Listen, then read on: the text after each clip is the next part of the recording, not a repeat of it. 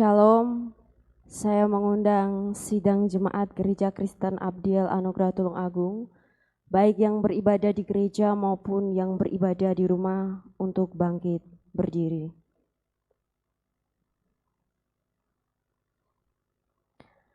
Mari arahkanlah hati kita kepada Tuhan dan beribadahlah kepadanya dengan sikap penyembahan.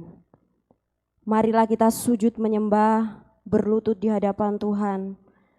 Pertolongan kita adalah dari Tuhan yang menjadikan langit dan bumi. Biarlah ibadah kita saat ini hanya jadi di dalam nama Allah Bapa, Putra, dan Roh Kudus. Amin.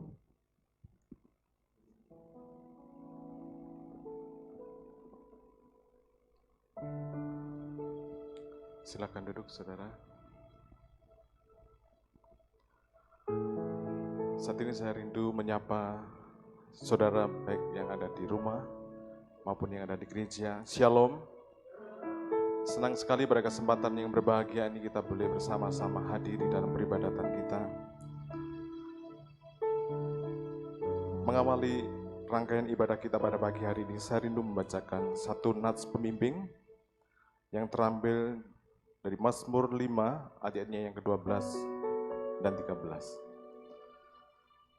Demikian firman Tuhan. Tetapi semua orang yang berlindung padamu akan bersukacita. Mereka akan bersorak-sorai selama-lamanya, karena Engkau menaungi mereka. Dan karena Engkau akan bersukaria orang-orang yang mengasihi nama-Mu. Sebab Engkaulah yang memberkati orang benar, ya Tuhan. Engkau memagari dia dengan anugerah-Mu seperti perisai. Saudara yang dikasihi Tuhan, saya percaya setiap kita yang hadir di tempat ini, baik yang beribadah di rumah, kita hadir di tempat ini karena kita mengasihi Tuhan. Kita mau mengutamakan Tuhan lebih dari apapun. Saat ini saya rindu mengajak setiap kita untuk kita datang pada Tuhan. Mari kita tinggikan Dia. Mari kita agungkan Dia. Kita muliakan Dia.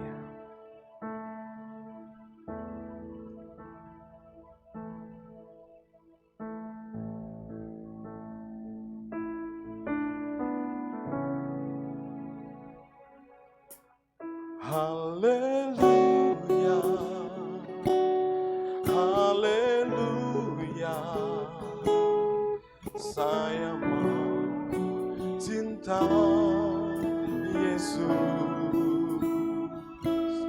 Haleluya, haleluya,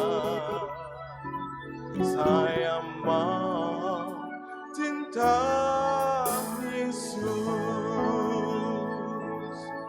haleluya,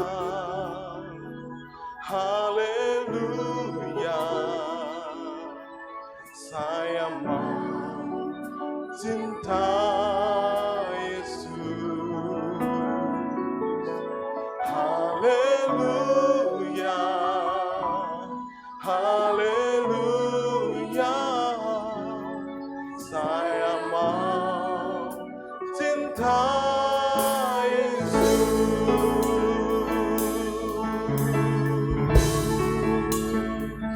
Mari kita katakan bersama-sama.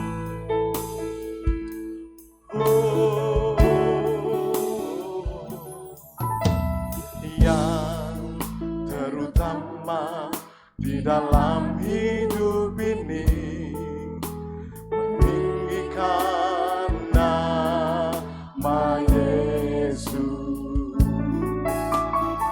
Yang terutama di dalam hidup ini, memuliakan namanya.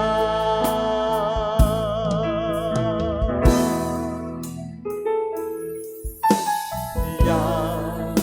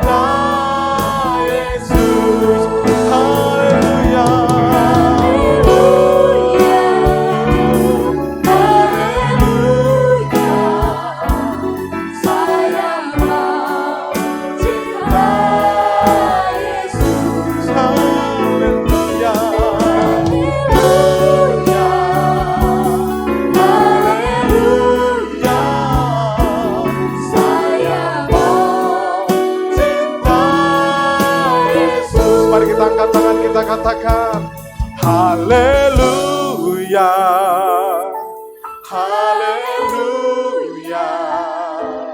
Saya mau cinta Yesus, haleluya, haleluya. Saya mau cinta Yesus, haleluya, haleluya, haleluya.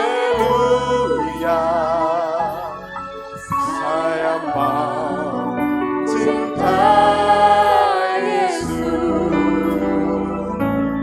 haleluya, haleluya. Saya mau cinta Yesus,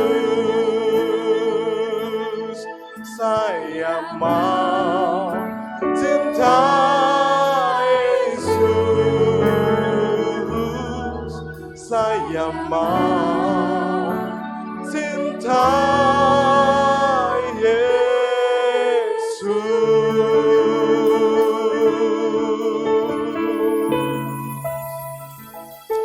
Mari kita bersama-sama bersatu kita masuk di dalam. Kembali kami datang ke hadirat-Mu Tuhan.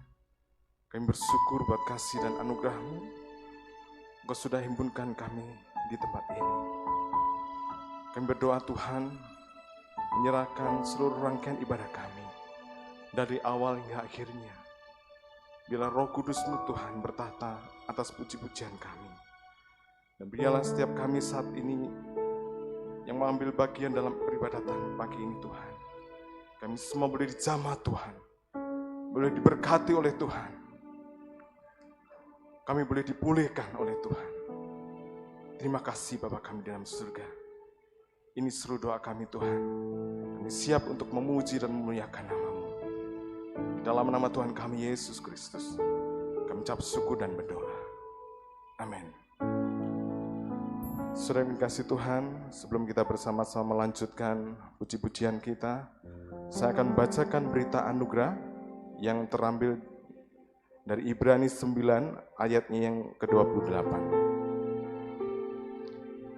Demikian firman Tuhan.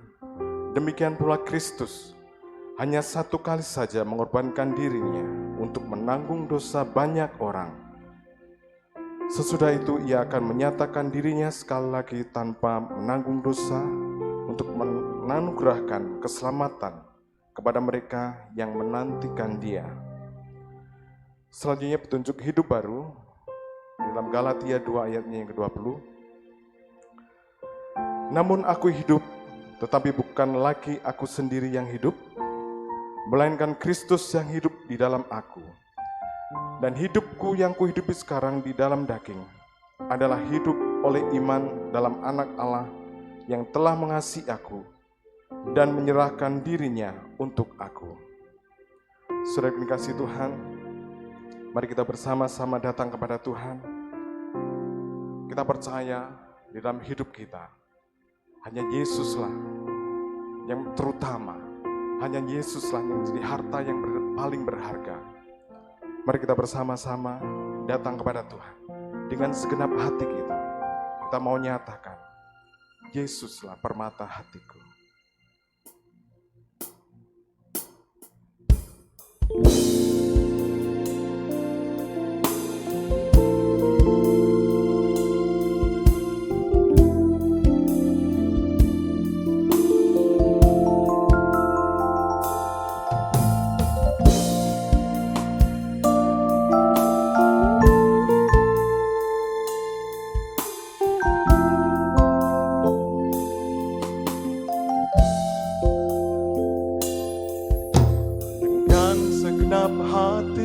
Dan jiwaku, ku datang padamu dalam kerinduan. Kasih-Mu yang sanggup mengubahku dan menguatkanku dalam pengharapan.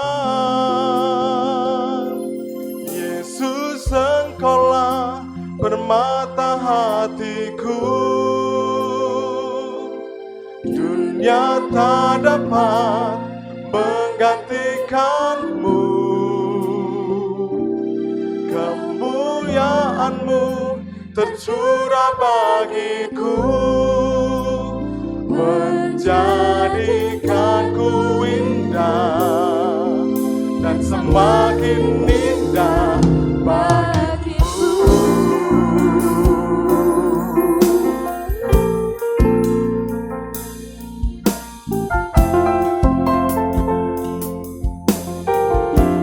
Mari dengan segenap hati kita pujian ini.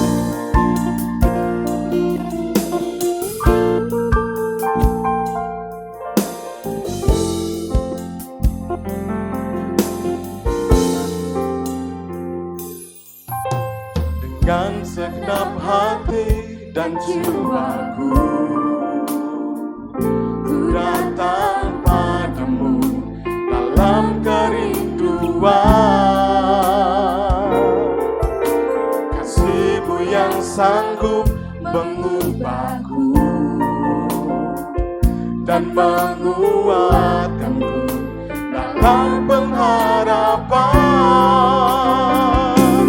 Yesus, Engkaulah permata hatiku. Dunia tak dapat menggantikanmu. Kemuliaan-Mu tercurah bagiku, menjadikanku indah dan semakin indah bagiku.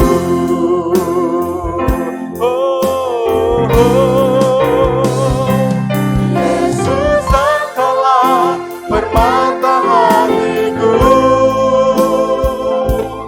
Dunia tak dapat menggantikanmu. Kemuliaan-Mu tercurah bagiku, menjadikanku indah dan semakin indah bagiku. Yesus, Engkaulah permata hatiku. Yesus, Engkaulah Permata hatiku. Dunia tak dapat menggantikanmu. Kemuliaan-Mu tercurah bagiku, menjadikanku indah dan semakin indah bagimu.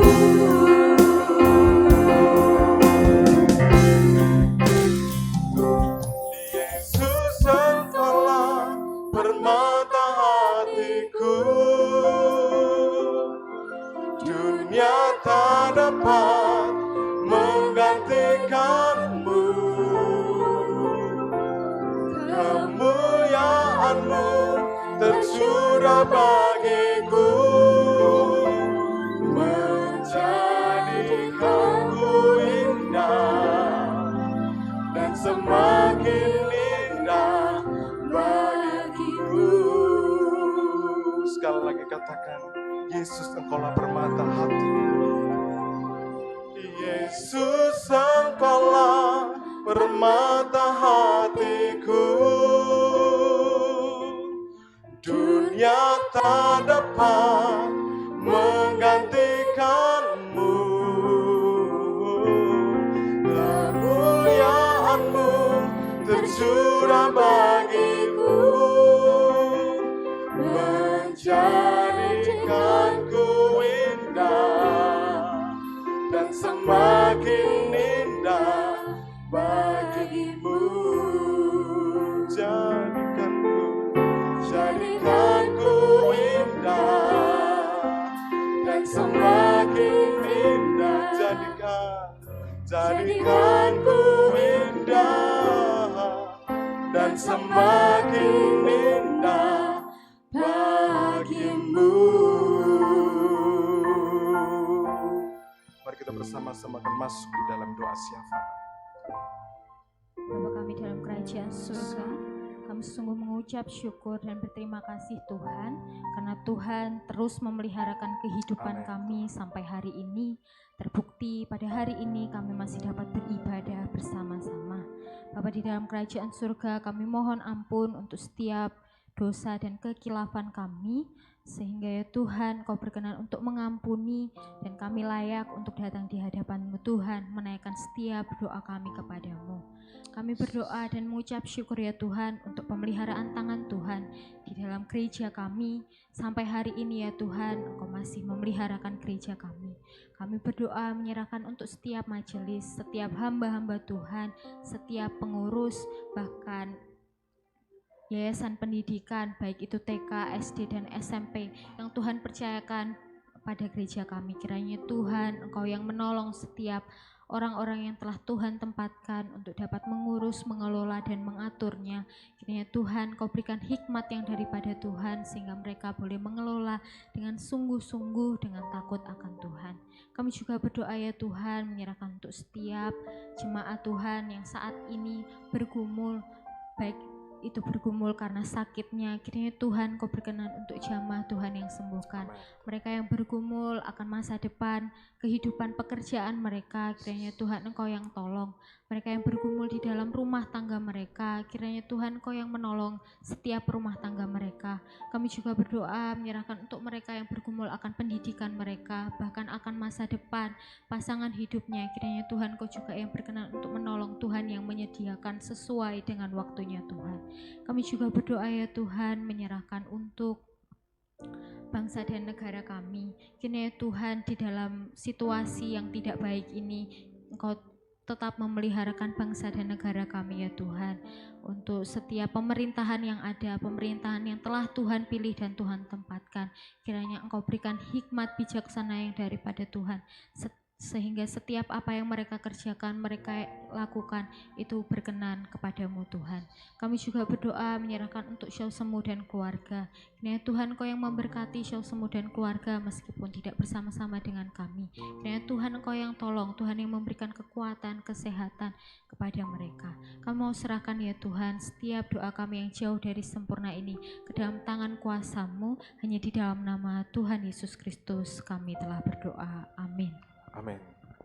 Saat ini saya rindu mengundang jemaat sekalian, baik yang ada di rumah maupun yang ada di gereja. Kita bersama-sama akan mengikrarkan pengakuan iman rasuli.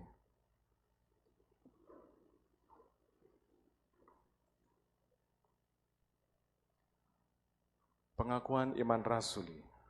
Aku percaya kepada Allah, Bapa yang Maha Kuasa, Khalik langit dan bumi, dan kepada Yesus Kristus, Anaknya yang tunggal Tuhan kita, yang dikandung dari Roh Kudus, lahir dari anak darah Maria, yang menderita sengsara, di bawah pemerintahan Pontius Pilatus, disalibkan, mati dan dikuburkan, turun ke dalam kerajaan maut. Pada hari yang ketiga, bangkit pula dari antara orang mati, naik ke surga, duduk di sebelah kanan Allah, Bapa yang Maha Kuasa. Dan dari sana Dia akan datang untuk menghakimi orang yang hidup dan yang mati. Aku percaya kepada Roh Kudus, gereja yang kudus dan am, persekutuan orang kudus, pengampunan dosa, kebangkitan tubuh, dan hidup yang kekal. Amin. Kita tetap bangkit berdiri. Sebentar kita bersama-sama akan mendengarkan kebenaran firman Tuhan. Biarlah pada pagi hari ini hati kita bagaikan tanah kering yang senantiasa merindukan air hidup yang dari Tuhan. Dan kita akan dipuaskan, dikenyangkan dahaga kita oleh kuasa Tuhan.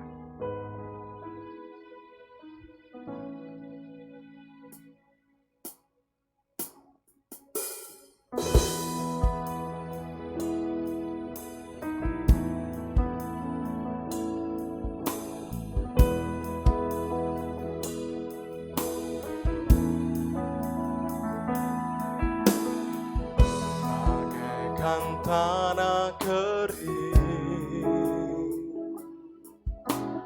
yang merindukan air,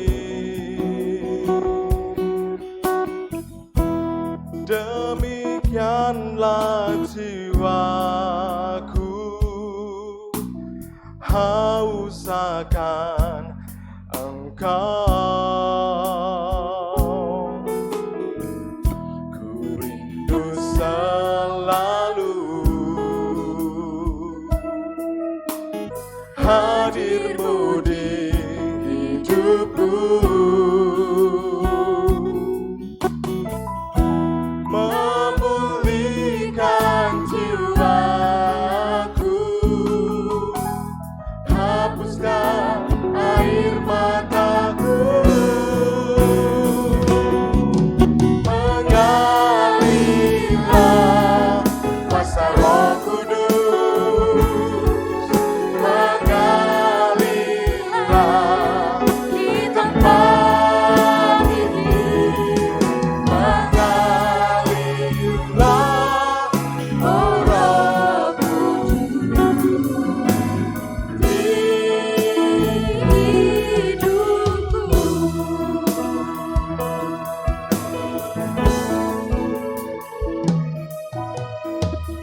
Bagaikan tanah kering yang merindukan air, demikianlah jiwaku haus akan Engkau. Ku rindu Kau, rindu selalu hadir-Mu di hidupku, memulihkan jiwaku, hapuskan air mataku, mengalirlah kuasa Roh Kudus, oh benar Tuhan, di tempat ini, mengalirlah oh Roh Kudus di hidupku, mengalirlah, mengalirlah kuasa Roh Kudus, oh mengalirlah di tempat ini, mengalirlah oh Roh Kudus di hidupku.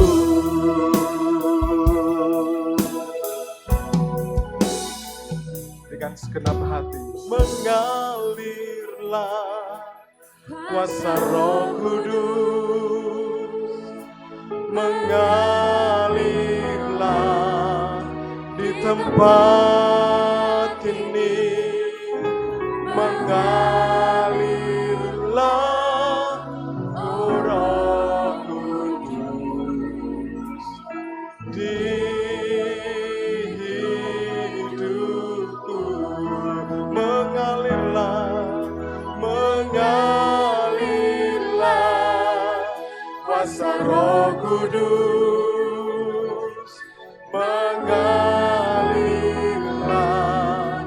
di tempat ini, mengalirlah oh Roh Kudus di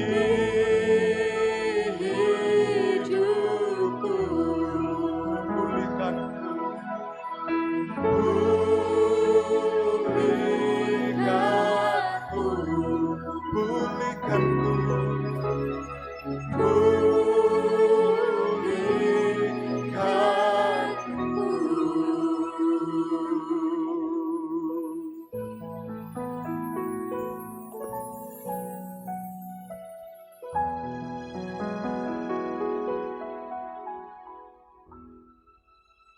Sidang jemaat dipersilakan untuk duduk kembali.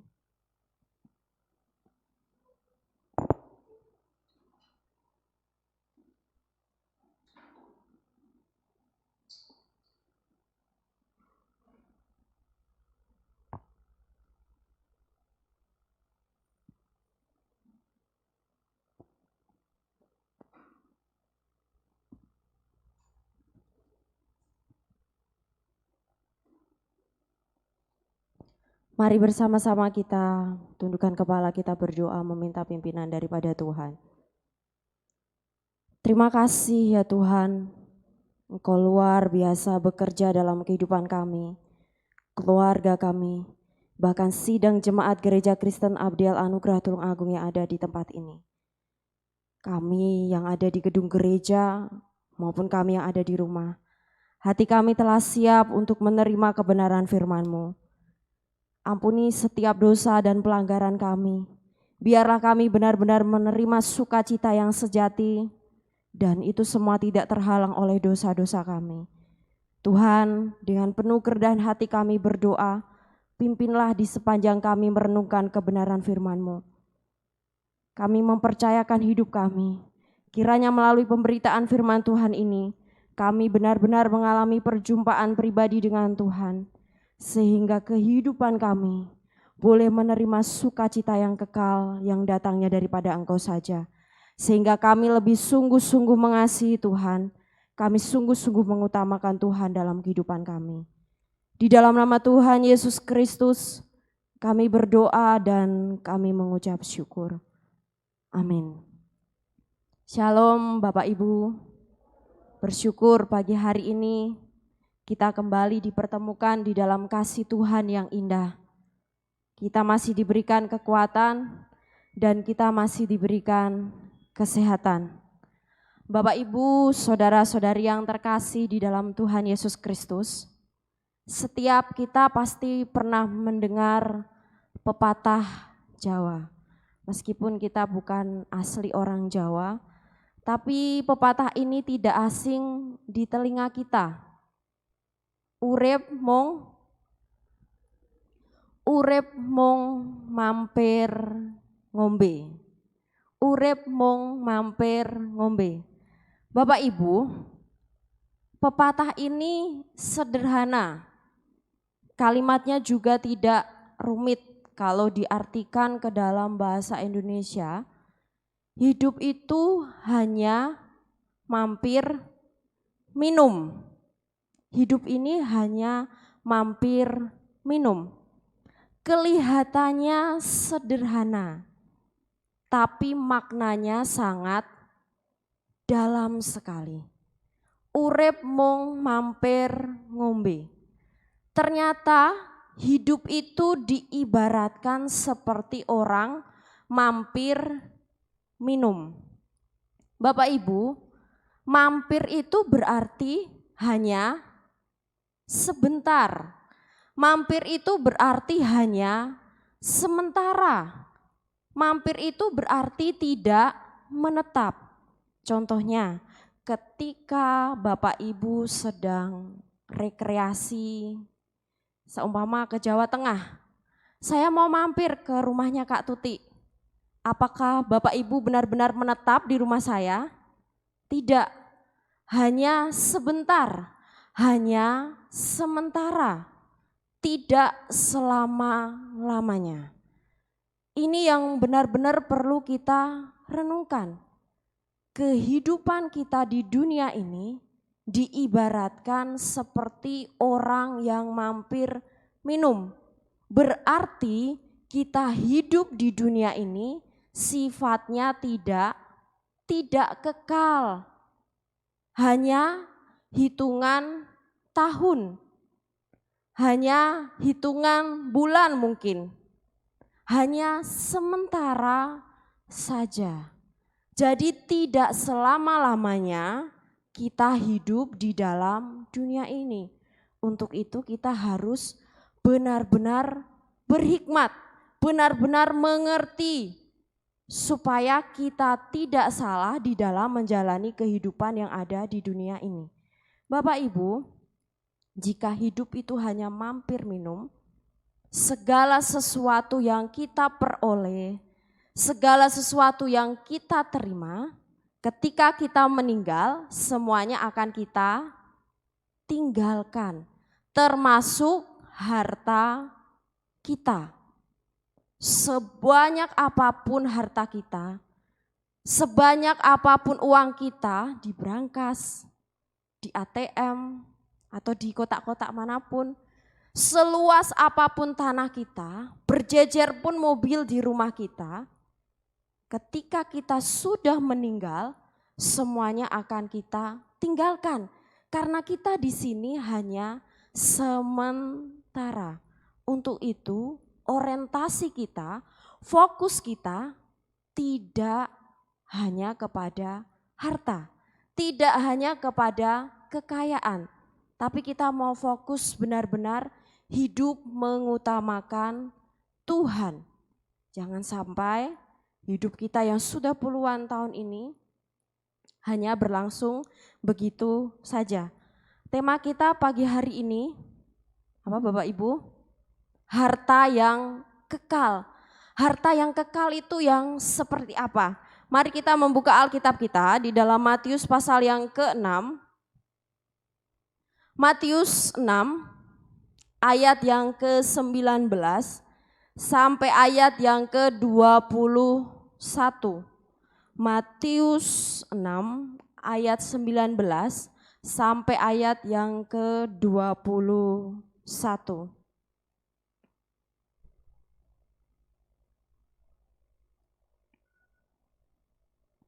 Mari kita akan membaca secara berganti-gantian. Matius 6 ayat 19 sampai 21. Saya akan membacakan ayat yang ke-19. Bapak Ibu saudara-saudari terkasih ayat 20. Nanti ayat 21 kita akan membaca secara bersama-sama. Demikianlah firman Tuhan, hal mengumpulkan harta. Janganlah kamu mengumpulkan harta di bumi ngengat dan karat merusakkannya, dan pencuri membongkar serta mencurinya. Tetapi kumpulkanlah bagimu harta di surga.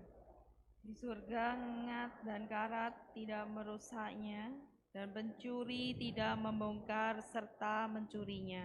Mari kita membaca secara bersama-sama. 1, 2, 3. Karena di mana hartamu berada, di situ juga hatimu berada. Bapak Ibu saudara-saudari yang terkasih dalam Tuhan, mari kita perhatikan ayat yang ke-19. Janganlah kamu mengumpulkan harta di bumi. Berarti saya tidak perlu bekerja. Berarti saya tidak boleh kaya. Berarti saya tidak boleh punya uang. Apakah maksudnya demikian? Karena sudah ada kata janganlah. Kalau ada kata jangan, berarti itu sebuah larangan. Larangan untuk tidak melakukan sesuatu. Janganlah. Firman Tuhan katakan, janganlah kamu mengumpulkan harta di bumi. Wah, berarti Tuhan ini melarang saya untuk mengumpulkan harta. Apakah maksudnya sedemikian? Bapak Ibu saudara-saudari yang terkasih di dalam Tuhan, LAI, Lembaga Alkitab Indonesia, menuliskan ayat ini, janganlah kamu mengumpulkan harta di bumi. Tapi kalau kita pelajari secara lebih dalam, di dalam bahasa aslinya tidak dituliskan demikian, ada tambahannya. Jadi tambahannya berbunyi demikian. Jangan kamu mengumpulkan atau menimbun harta bagi dirimu sendiri. Jadi Lembaga Alkitab Indonesia yang kita baca sehari-hari ini hanya menuliskan janganlah kamu mengumpulkan harta di bumi. Tetapi bahasa aslinya di situ dituliskan jangan mengumpulkan atau menimbun harta bagi dirimu sendiri. Ngerti ya perbedaannya? Makanya Tuhan berfirman atau berkhotbah kepada murid-muridnya yang ada di bukit itu berkata, janganlah. Karena apa? Ternyata di dalam bahasa aslinya itu dituliskan, jangan kamu mengumpulkan atau menimbun harta bagi dirimu sendiri. Itu yang tidak dikehendaki oleh Tuhan. Menimbun harta bagi diri kita sendiri. Bapak Ibu, kalau orang terlalu mengejar harta, menimbun harta bagi dirinya sendiri, lama-lama orang tersebut bisa menjadi tamak, bisa menjadi gila harta. Nah, makanya firman Tuhan menghimbaukan, janganlah kamu mengumpulkan atau menimbun harta bagi dirimu sendiri. Bukan berarti kita tidak boleh menjadi kaya, kita tidak boleh mengumpulkan harta, tapi ingat, orientasi kita mengumpulkan harta, orientasi kita menabung bukan untuk diri kita sendiri.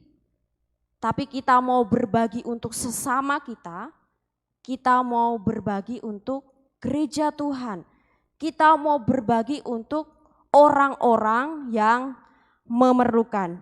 Bapak Ibu,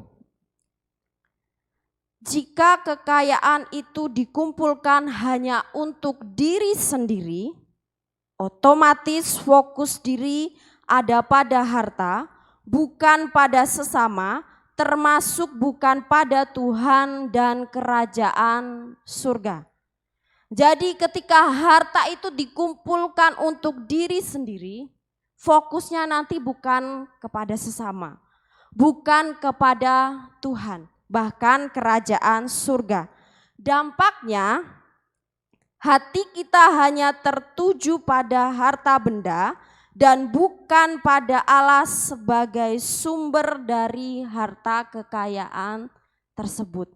Seperti yang tadi saya katakan, jika kita gila harta, lama-lama kita akan bisa meninggalkan Tuhan. Fokus kita sudah tidak pada Tuhan, fokus kita kepada harta. Jadi kita akan dikejar-kejar terus, mengejar uang, mengejar kekayaan, mengejar jabatan sampai akhirnya meninggalkan Tuhan. Jadi jelas dikatakan, janganlah kamu mengumpulkan atau menimbun harta untuk dirimu sendiri. Karena itu bisa membuat kita menjadi orang yang tamak. Kalimat selanjutnya, di bumi ngengat dan karat merusakkannya, dan pencuri membongkar serta mencurinya. Bapak Ibu pernah kemalingan? Saya percaya di antara kita pasti pernah kemalingan. Ketika kekayaan harta benda kita yang sudah kita simpan ternyata diambil oleh pencuri, rasanya pasti sedih, rasanya pasti sakit, rasanya pasti kecewa. Firman Tuhan katakan di bumi ngengat dan karat merusakkannya, dan pencuri membongkar serta mencurinya. Bapak Ibu saudara-saudari yang terkasih dalam Tuhan, sejak Adam dan Hawa jatuh ke dalam dosa, semakin hari bumi semakin penuh dengan kejahatan.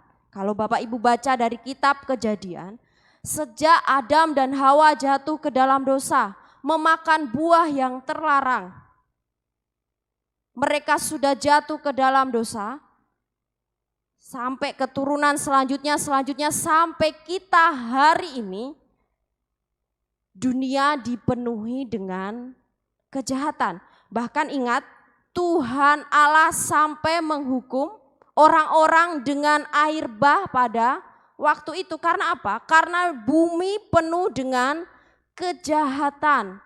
Bumi penuh dengan orang-orang yang rusak sampai hari ini.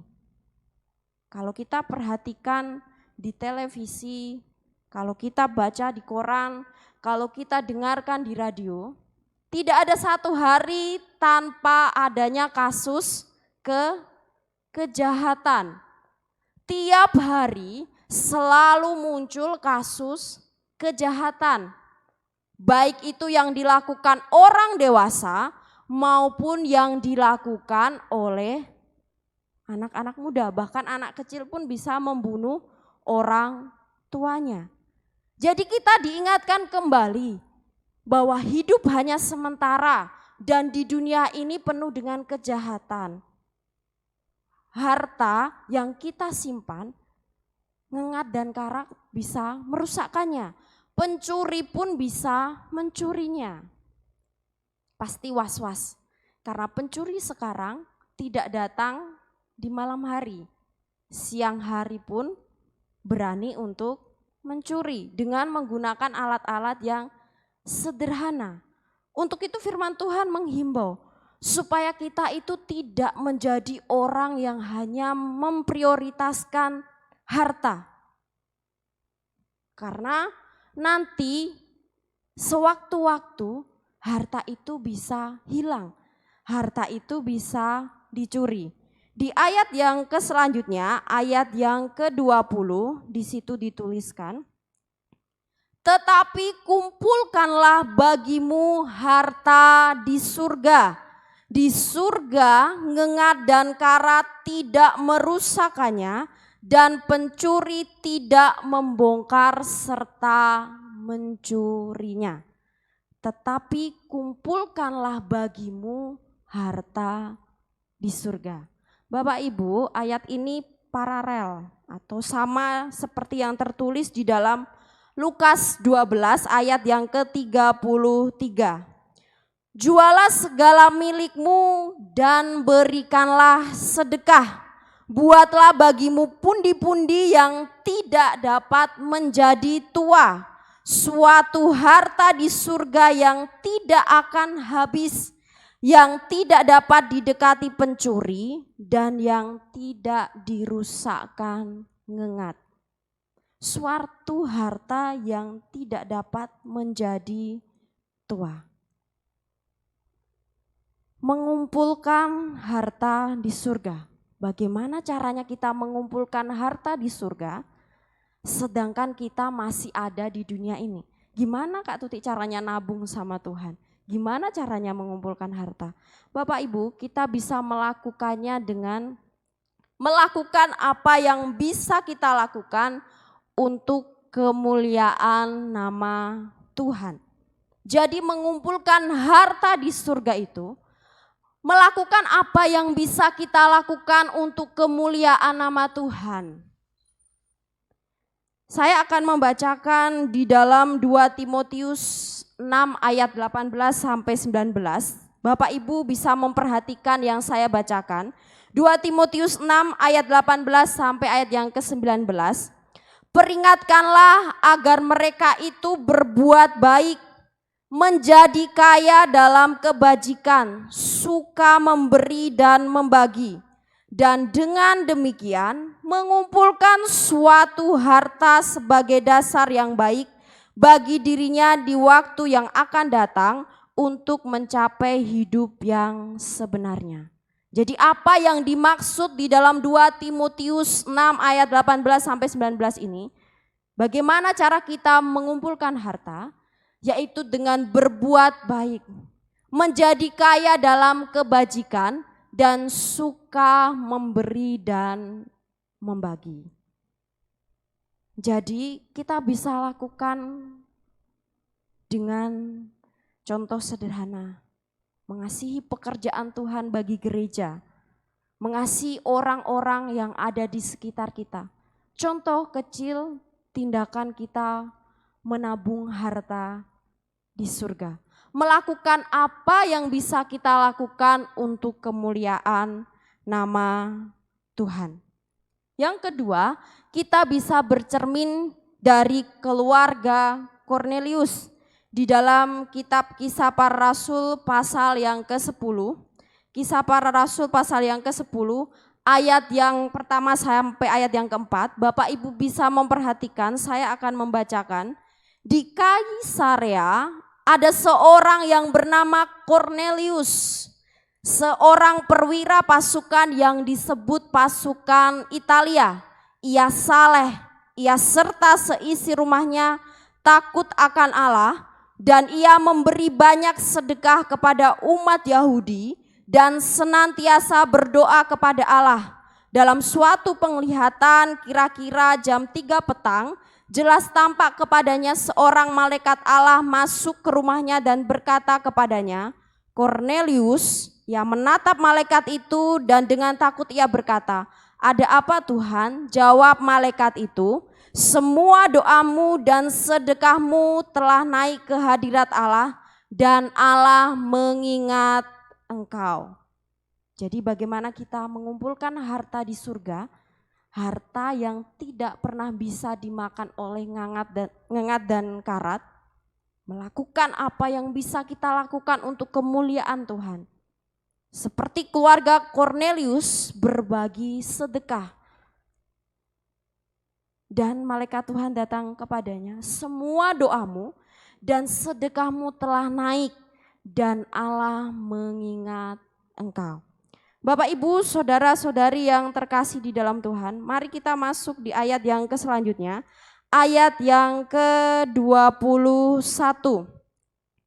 Karena di mana hartamu berada, di situ juga hatimu berada.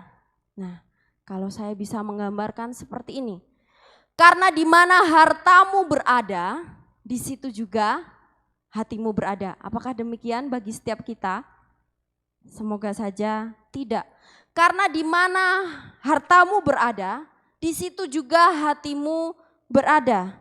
Bapak Ibu, pernyataan yang benar bahwa manusia tidak mungkin bisa benar-benar berhenti memikirkan harta bendanya dimanapun mereka berada. Ini sangat berbahaya karena ini bisa membuat orang tersebut meninggalkan Tuhan. Ada satu cerita,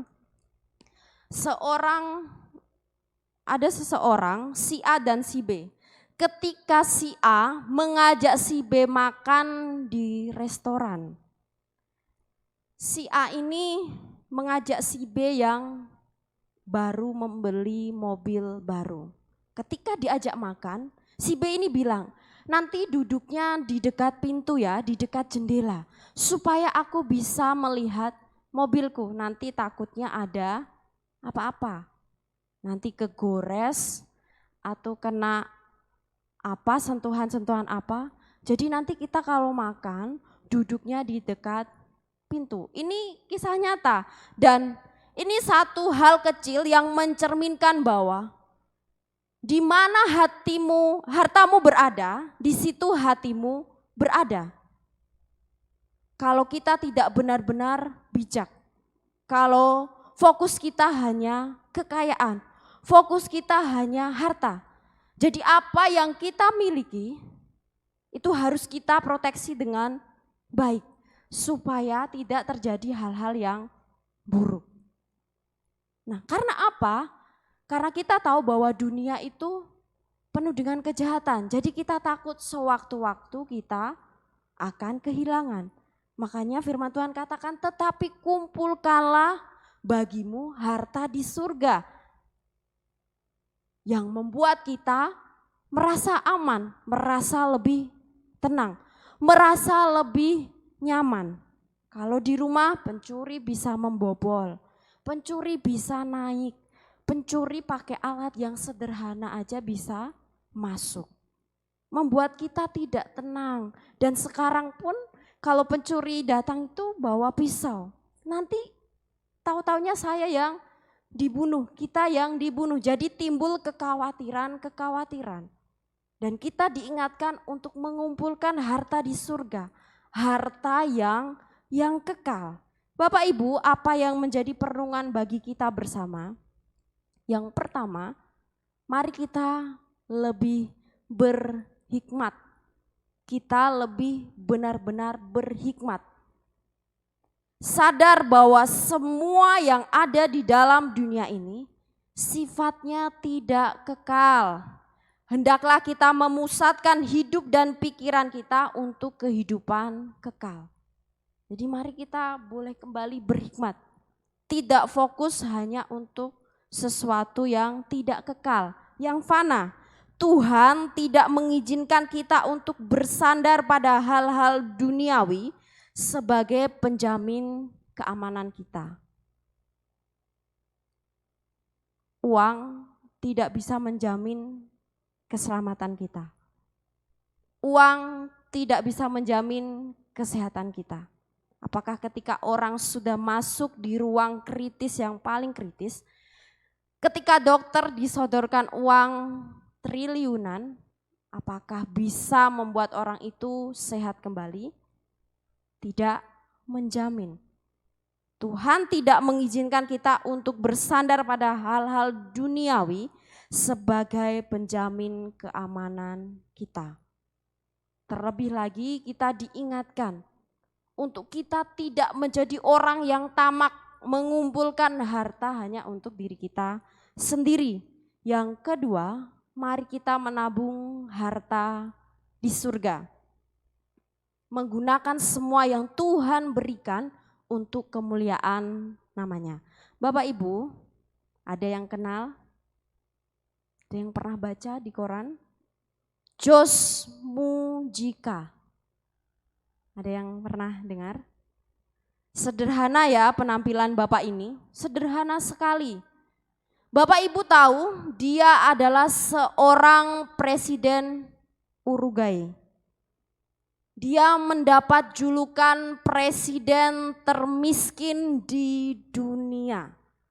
Namanya presiden kok miskin ya? Kalau presiden harusnya kaya, fasilitasnya terpenuhi, rumah dinasnya mewah, mobil dinasnya mewah, hartanya pasti banyak, hartanya pasti melimpah. Tapi kenapa Jos Mujika ini dijuluki presiden termiskin di dunia? Bapak Ibu saudara-saudari yang terkasih dalam Tuhan, dia menyumbangkan 90% gajinya untuk beramal. Hebat. 10% untuk Tuhan saja berat. Mungkin kalau 500 ribu, 10%-nya 50 ribu. 5 juta, 10%-nya 500. Masih ringan, tapi kalau sudah masuk 10 ke atas, ketika memberi perpuluhan kepada Tuhan yang hanya 10%, hitung-hitungan. Ya enggak, ya enggak, ya enggak. Karena Tuhan ini terlalu banyak kalau 10 juta saya masukkan untuk perpuluhan. Bapak Ibu, yang bukan untuk Tuhan, yang hanya untuk manusia, dia rela menyumbangkan 90% gajinya untuk beramal. Jadi gajinya 12.000 US dollar. Atau kalau dihitung-hitung, ini dari sumber yang saya baca ya, 116 juta disumbangkan 90%. Untuk beramal kepada warga miskin dan orang yang membutuhkan. Masyarakat, penduduknya yang membutuhkan. Dia hanya menyisakan 800 US dollar atau senilai 7,7 juta saja. Jadi gajinya 116 juta, dia hanya ambil 7,7 juta. Nyaris seperti rata-rata pendapatan per kapita orang Uruguay pada waktu itu. Hebat. Dia berani menyumbangkan gajinya 90% untuk masyarakat yang ada di negara Uruguay. Rumah dinasnya dia tidak tempati. Jadi dia tinggal di rumah kecil. Depannya seperti rumah pada umumnya. Rumah dinasnya dia buka untuk museum supaya masyarakat Uruguay itu bisa datang, bisa masuk, bisa melihat. Jadi benar-benar apa yang dia lakukan itu dia lakukan dengan sepenuh hati. Bagian kecil yang dia bisa lakukan. Salah satu contoh kecil bagaimana dia boleh nabung harta di surga. Hal kecil juga bisa kita lakukan. Memperhatikan sesama kita, memperhatikan pekerjaan Tuhan, memperhatikan apa yang ada di sekitar kita. Itu artinya kita sedang menabung harta di surga. Harta yang indah, yang tidak menjadi tua dan tidak rusak. Saya mengutip kalimat yang baik, kalimat dari Cindy Casper. Di situ dikatakan, apa yang kita investasikan untuk kekekalan adalah kekayaan kita yang sesungguhnya. Jadi apa yang kita investasikan untuk kekekalan adalah kekayaan kita yang sesungguhnya. Bapak Ibu, apa yang Bapak Ibu berikan untuk gereja, jangan lihat manusia yang di dalamnya, tapi lihat Tuhan. Apa yang Bapak Ibu sudah taruh untuk gereja, baik itu uang perpuluhan, baik itu uang pembangunan, baik itu untuk uang sekolah, yayasan dan lain sebagainya. Ingat, itu semua diperhitungkan Tuhan. Bapak Ibu sedang investasi kekekalan. Itulah kekayaan Bapak Ibu yang sesungguhnya. Jadi jangan lihat manusia yang di dalamnya, benar-benar lihat bahwa semua yang diberikan itu untuk Tuhan. Jadi Tuhan yang perhitungkan. Itulah harta yang kekal yang Bapak Ibu saudara-saudari miliki. Kekayaan yang sesungguhnya yang sudah Bapak Ibu berikan bagi Tuhan, bagi sesama, bagi orang-orang yang membutuhkan. Kiranya kebenaran firman Tuhan ini membawa kita menjadi jemaat yang lebih berhikmat, lebih sungguh-sungguh, lebih mengasihi Tuhan. Tidak menjadi orang yang tamak, tidak menjadi orang yang mengejar-ngejar harta dunia, tapi mau fokus mengutamakan Tuhan. Sekali lagi saya akan membacakan bagi kita semua. Janganlah kamu mengumpulkan harta di bumi ngengat dan karat merusakannya dan pencuri membongkar serta mencurinya. Tetapi kumpulkanlah bagimu harta di surga.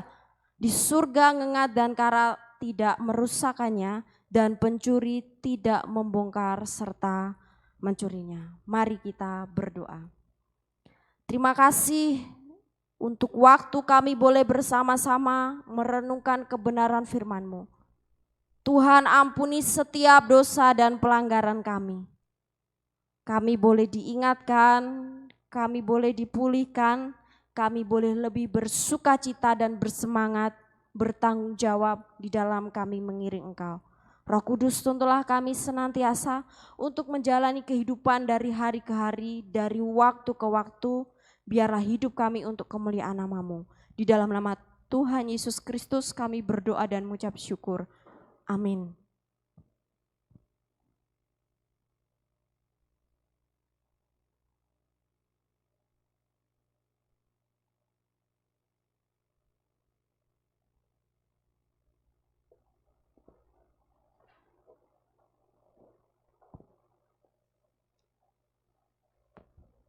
Puji nama Tuhan, kita telah diberkati dengan kebenaran firman Tuhan. Saat ini kita bersama-sama akan berikan persembahan bagi Tuhan. Bagi saudara yang ada di rumah, saudara bisa melakukan transfer melalui rekening gereja yang sudah tertera, dan jemaat yang ada di gereja bisa memberikan secara langsung. Kita akan iringi dengan satu pujian, Because He Lives.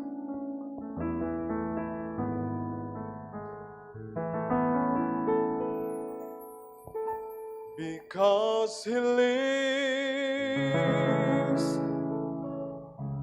I can face tomorrow. Because He lives, all fear is gone.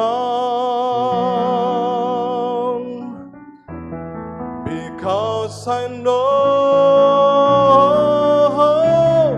He holds the future, and life is worth the living just because He lives.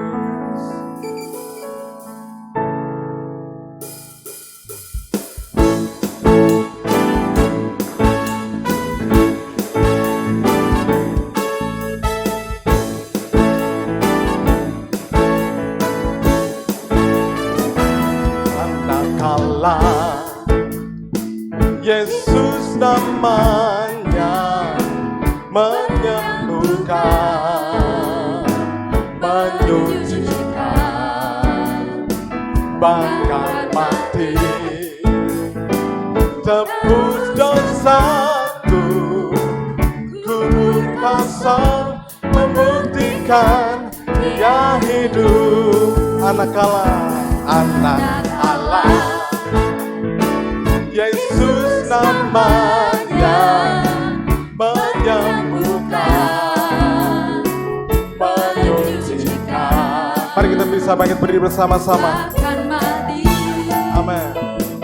Tebus dosaku, kubur kosong membuktikan Dia hidup. Dia hidup, ada hari esok, amin. Sebab Dia hidup, tak gentar, karena ku tahu Dia pegang hari esok. Hidup jadi berarti sebab Dia hidup.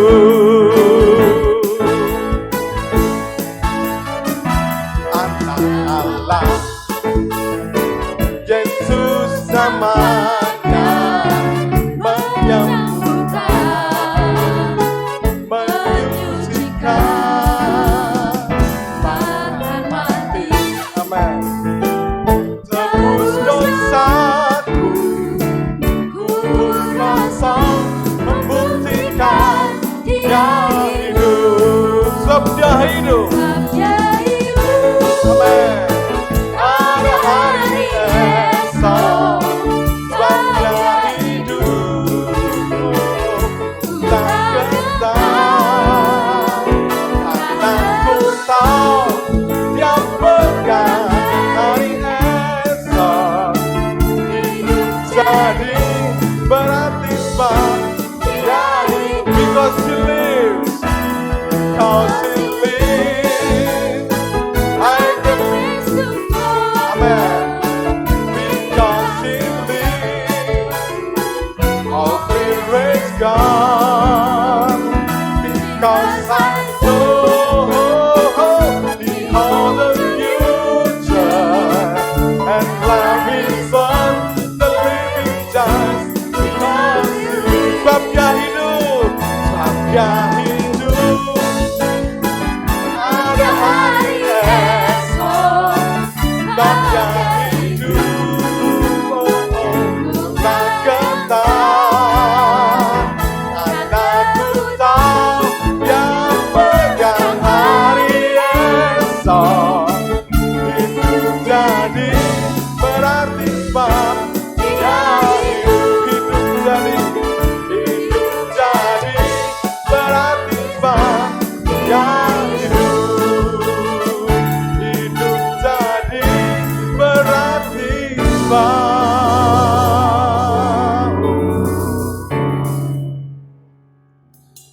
Dia hidup.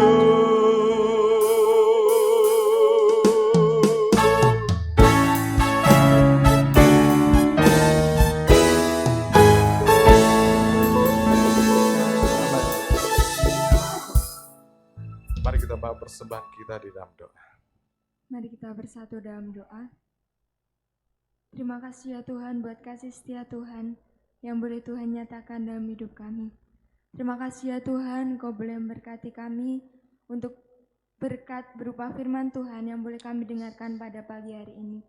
Biarlah Tuhan melalui firman Tuhan ini, kami boleh semakin dipulihkan Tuhan, kami boleh menjadi anak Tuhan yang taat akan Tuhan. Kami juga berdoa terima kasih untuk berkat Tuhan yang selalu melimpah dalam hidup kami. Yang pada hari ini Tuhan, kami persembahkan kehadirat-Mu. Biarlah Engkau yang boleh memberkati persembahan ini, Engkau yang boleh menyucikan, menguduskan persembahan ini Tuhan. Biarlah melalui persembahan ini, Tuhan boleh melayakkan kami. Terima kasih ya Tuhan, kami juga berdoa untuk majelis dan pengurus gereja yang boleh Tuhan percayakan untuk mengurus. Biarlah Tuhan sendiri yang boleh memberikan mereka kebijaksanaan untuk mengelola dengan bijak dan penuh tanggung jawab. Terima kasih ya Tuhan, kami juga berdoa untuk jemaat Tuhan, anak-anak Tuhan yang boleh memberikan persembahan maupun yang belum Tuhan, biarlah Engkau sendiri yang boleh memberkati, Engkau yang senantiasa menjamah setiap kami, biarlah apapun yang kami kerjakan, usaha pekerjaan kami, Tuhan sendiri yang menjaga dan melawat. Terima kasih ya Tuhan. Tidak lupa kami juga berdoa seperti yang boleh Tuhan ajarkan kepada setiap kami. Bapa kami yang di surga, dikuduskanlah nama-Mu, datanglah kerajaan-Mu, jadilah kehendak-Mu, di bumi seperti di surga. Berikanlah kepada kami pada hari ini makanan kami yang secukupnya, dan ampunilah kami akan kesalahan kami, seperti kami juga mengampuni orang yang bersalah kepada kami. Janganlah membawa kami ke dalam pencobaan, tetapi lepaskanlah kami dari yang jahat. Karena Engkaulah yang punya kerajaan dan kuasa dan kemuliaan sampai selama-lamanya. Amin. Kita tetap bangkit berdiri. Kita akan akhiri ibadah kita. Kita akan menaikkan pujian doksologi. Nanti doa berkat oleh hambanya Evangelis Tuti.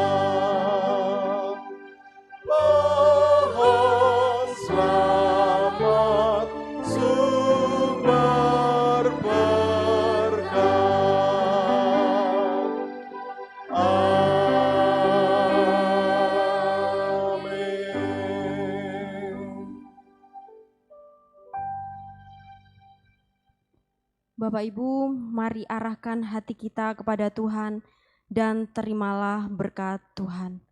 Tuhan memberkati kita dan melindungi kita. Tuhan menyinari kita dengan wajah-Nya dan memberi kita kasih karunia. Tuhan menghadapkan wajah-Nya kepada kita dan memberi kita damai sejahtera dari hari ini sampai selama-lamanya. Amin. Amin.